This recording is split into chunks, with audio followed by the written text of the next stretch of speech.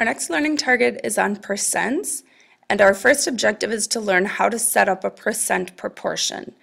As I'm sure most of you will be very happy to hear, when we're solving percents, you will be allowed to use a calculator. So let's take a look at a couple of definitions. First of all, a percent is a ratio that compares a number to 100. Remember, a ratio is like a fraction. It's a comparison of two numbers. So for example, the number 5% really means 5 out of 100. So if you have 5 cents, you have 5 pennies out of 100, or 5% of a dollar. Our percent proportion is over of equals percent out of 100. And hopefully that'll make a little bit more sense when we see some word problems with those terms in it, and then we can just substitute them right into that proportion. Our essential question this time is, how do we use proportions to solve percent problems? So as you saw on that last slide, we're going to be using that percent proportion to set up our problems.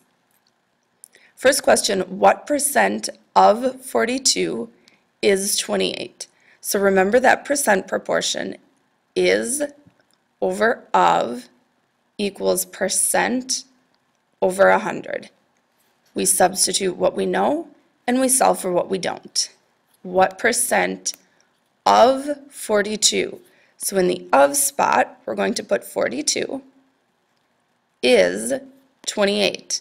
So in the is spot, we put 28, and the value we don't know is what percent. So we can use any variable we like. I use the variable p for percent because it makes sense to me. And then we're going to solve. Notice our variable is in the numerator, so we simply look at what's in the denominator being divided, which in this case is 100, and we cancel it by multiplying. Golden rule, we're going to multiply both sides by 100. And using our calculator, we'll multiply 100 by 28 and then divide by 42. So that gives us a percent of 66.67%. So you can round to the nearest tenth or hundredth is fine. In this case, we had a repeating decimal, so if you want to use the bar and be really precise, that's great too. Next one, what is 75% of 180? So I would like you to write the percent proportion down each time. It'll help you get it memorized really quickly, and then you can see exactly where each piece of your question is going. What is, so that will be left as my variable, 75%, so that goes in my percent spot. You can drop the percent symbol when you put it into the proportion of 180. So that will go in my of spot. And as we mentioned, our variable is the is. I avoid using I or O for variables. They look similar to some numbers. So I'm just going to use X this time. My variable is in the numerator again. So to cancel my division by 180, I'm going to multiply both sides by 180. 75 times 180 divided by 100 is 135. So 135 is 75% of 180.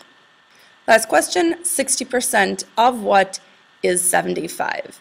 Setting up our proportion again is over of equals percent over 100. 60%, so 60 goes in our percent location, over 100 of what, so that'll be our variable, is 75. So we're going to put 75 in our is location and a variable for of. This time our variable is in the denominator, so we're going to use that golden rule and flip both sides to get our variable in the numerator. X is being divided by 75, so we're going to multiply both sides by 75 to cancel our division. Multiplying 100 by 75 and dividing by 60 gives us a value of 125. So 60% of 125 is 75. And here are 3 U-tries for you, one of each kind. So if you're confused at all, refer to your notes and you should be able to figure out where each piece goes.